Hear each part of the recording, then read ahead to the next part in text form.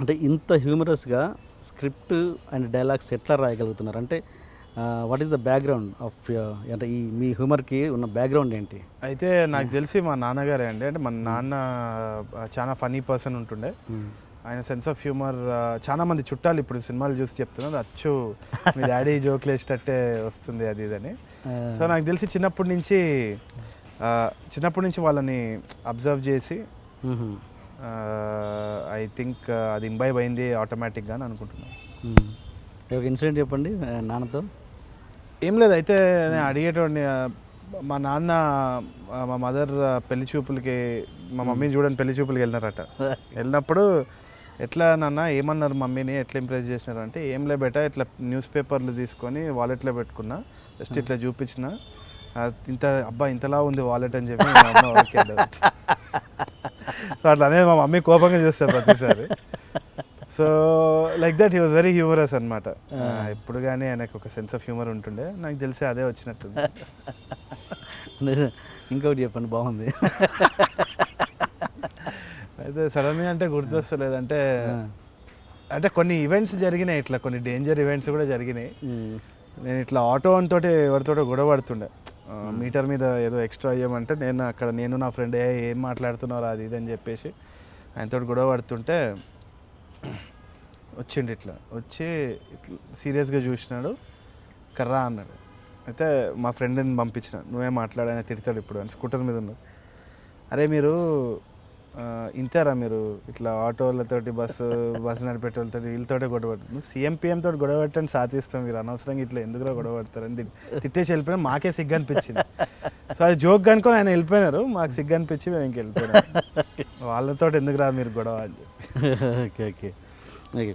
And ఇంత హ్యూమర్గా చేసినా కూడా కొన్ని touching scenes like Anil Kapoor mister India అద్దాల సైడ్, అదొకటి నాకు బాగా నచ్చింది. Thank you. అది ఏంటి, దాని బ్యాక్గ్రౌండ్ ఏంటి, ఆ సీన్ బ్యాక్గ్రౌండ్ ఏంటి? ఏం లేదు సార్, అంటే అది మిస్టర్ ఇండియా గ్లాసెస్ అనేది that's a metaphor, very conscious decision అది.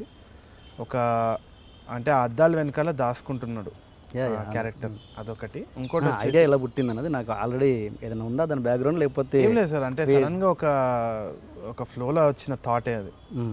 ఫస్ట్ నాకు తెలిసి స్టోరీ రాసే ముందు నాకు ఫస్ట్ ఆ సీన్ వచ్చింది. ఓకే, ఆ సీన్ తర్వాతనే మిగతావన్నీ రొటేట్ అయింది అనమాట. ఎందుకంటే ఎప్పుడు కూడా మనం ఒక చిన్నతనంలో మనము ఫిల్మ్సో లేకుంటే దేని మీదనో కంపేర్ చేసుకొని మాట్లాడుకుంటాం.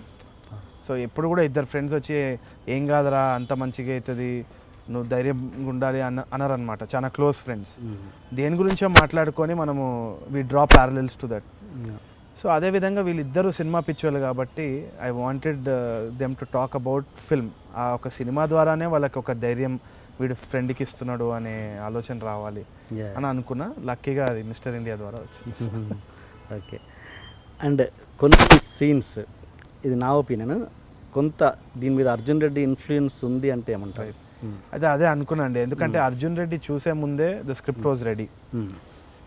బట్ అర్జున్ రెడ్డి చూసిన తర్వాత నాకు ఐ వాజ్ వెరీ వరీడ్. ఎందుకంటే కొన్ని ఇన్ఫ్లుయెన్సెస్ ఉన్నాయి, ఆల్కహాల్, ఇంకా ఇది క్యారెక్టర్ ఇట్లుంది అని చెప్పేసి. కాకపోతే ఒకటి నాకు తెలిసి it's a good inspiration and I don't regret that ఇది అర్జున్ రెడ్డి లాగుంది అనేది. Actually I'm feeling proud. ఎందుకంటే one of my favourite films అది అర్జున్ రెడ్డి. అది చూసి నేను 2 రోజులు ఐ వాజ్ ఇన్ షాక్. కాకపోతే అర్జున్ రెడ్డి వచ్చే ముందే I had the script ready and script narration అయిపోయిన తర్వాత మేము అర్జున్ రెడ్డి చూసినాం. ఓకే. అండ్ వీళ్ళు యాక్టర్స్ దగ్గర నుంచి అయితే ఎటువంటి పర్ఫార్మెన్సెస్ ఇన్స్పైర్ అయింది అనేసి అనుకోవట్లేను. వీళ్ళు సుశాంత్ కానీ విశ్వాక్సేన్ కానీ అది నాకు అనిపించింది. మరి ఎందుకు ఎక్కడ అతని డైలాగ్ డెలివరీ, ఎవరిది Sushant dialogue delivery, Sushant voice విజయ్కి చాలా మ్యాచ్ అయింది. చాలా మంది అన్నారు. నేను కూడా ఆడిషన్ చేసినప్పుడు ఐ వాజ్ షాక్డ్. ఎందుకు అంటే ఆడిషన్ అప్పుడే మా డైరెక్షన్ టీంలో అన్నారు సేమ్ విజయ్లానే మాట్లాడతారు, సేమ్ విజయ్లానే మాట్లాడతారు. అంటే మేబీ వీళ్ళందరూ అదే రీజన్ నుంచి వచ్చి అదే కైండ్ ఆఫ్ యాక్సెంట్ ఉందా, లేకుంటే somewhere the families are connected ఏమో తెలియదు మరి. బట్ ఆయనకైతే అదే స్పీకింగ్ స్టైల్ ఉంటుంది. అండ్ విశ్వాక్ బాడీ లాంగ్వేజ్ కూడా, body language and expressions. Vishwak's character is very close to the rowdiness of Arjun Reddy. And అది అనుకోకుండా I think it was there. And definitely ఒక ఇన్స్పిరేషన్ కూడా ఉండుండొచ్చు వైల్ మేకింగ్ కూడా. బట్ నాకు తెలిసి it's a good inspiration. I'm happy about. అంటే ఏంటి సినిమా అయిపోయాక మీది స్టార్ట్ ఎట్లా మీది బిఫోర్ స్టార్ట్ అయిందా మీది? అర్జున్ రెడ్డి ప్రీమియర్ వేసేటప్పుడు we are in pre production. Okay. So అప్పుడే బ్రేక్ డౌన్స్ అవన్నీ జరుగుతుంది. ముఖ్యంగా నాకు గుర్తొచ్చింది ఎక్కడ అంటే తను హీరోయిన్ ఇల్లు ఖాళీ చేస్తున్నప్పుడు హీరో వెళ్ళి చెంపదెబ్బ కొట్టడం, రైట్, అక్కడ నేను అవును ఆ సీన్కి కనెక్ట్ అయింది అక్కడ. సో ఉండుండొచ్చు, కానీ the writing was done. Arjun Reddy చూసే ముందే the script was done, pre production చేస్తుండే. సో అన్ఫార్చునేట్లీ అర్జున్ రెడ్డి చూసినప్పుడు నేను అనుకున్నా, అరే they will be talk about this, the similarities ఉన్నాయి అనేసి అనుకున్నా. కానీ ఐ వాజ్ నాట్ వరీడ్, ఎందుకంటే అది మంచి సినిమానే to be inspired from. So దానికి anything comes close I'd be very happy. Okay. Okay. ఆ సందీప్ ఎక్స్ప్రెషన్ ఏంటి ఈ సినిమా చూసాక? Sandeep was extremely excited. నేను అదే అనుకున్నా, what will he feel, what will he think అని చెప్పి. ఫస్ట్ హాఫ్ రాగానే ఈ వాజ్ ఎక్స్ట్రీమ్లీ హ్యాపీ. బయటకు వచ్చి హగ్ చేసుకున్నాడు, మాట్లాడాడు, ఇంటెన్స్ సినిమా తీసినప్పుడు నాకు నచ్చింది అది ఇదని. After the second half we short for a long time, 4 గంటలు కూర్చొని అన్నిటి గురించి మాట్లాడుకున్నాం అనమాట. ఏదో ఒక లాంగ్ లాస్ట్ ఫ్రెండ్ని కలిసినట్టుండే. Very happy to see him in Mumbai also. మంచిగా ఉన్నాడు. And we talked about the film, about his film. మంచి ఇంటరాక్షన్ ఉంది. ఓకే.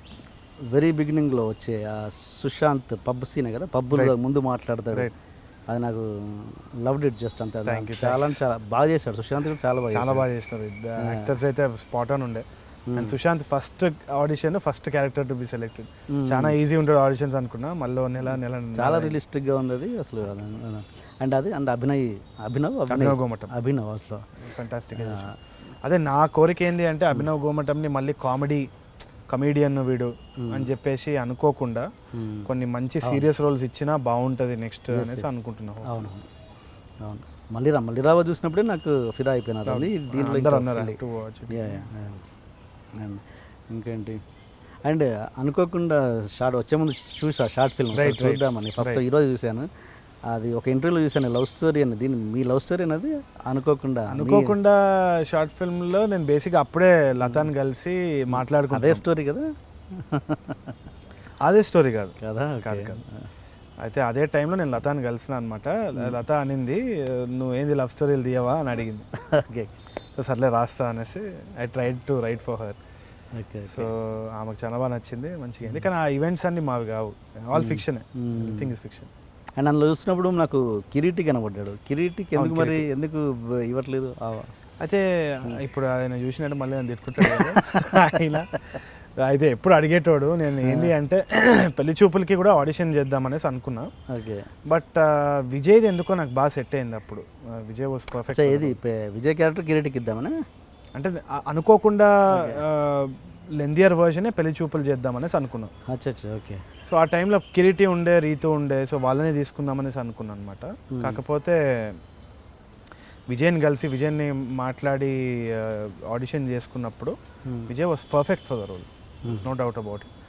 కిరీటి తోటి ఇంకో స్క్రిప్ట్ ఒక ఐడియా ఉండే చేద్దామని చెప్పేసి, అంత లోపల ఇది స్టార్ట్ అయిపోయింది. ఆయన బిగ్ బాస్కి వెళ్ళిపోయిండు. But he's a very talented actor, I absolutely appreciate him. Short film టైమ్స్లో రెగ్యులర్ కాస్టింగ్ అనమాట కిరీటి. అది దాంట్లో ఉన్నాడు, మళ్ళీ దేంట్లో ఉన్నాడు ఇంకా నకమా అనే హుసేన్ షా కిరణ్ డైరెక్షన్లో సినిమా ఒకటి చూసాను, ఇది ఒకటి చూసాను నేను. నా షార్ట్ ఫిల్మ్లో ఒకటే దాంట్లో ఉన్నారు, వేరే షార్ట్ ఫిల్మ్లో చాలా దాంట్లో బిగ్ బాస్ నుంచి వచ్చేసాడు కాబట్టి క్యారెక్టర్ వచ్చేసిండు. Okay, very nice. అయితే మాట్లాడాలి. ఓకే.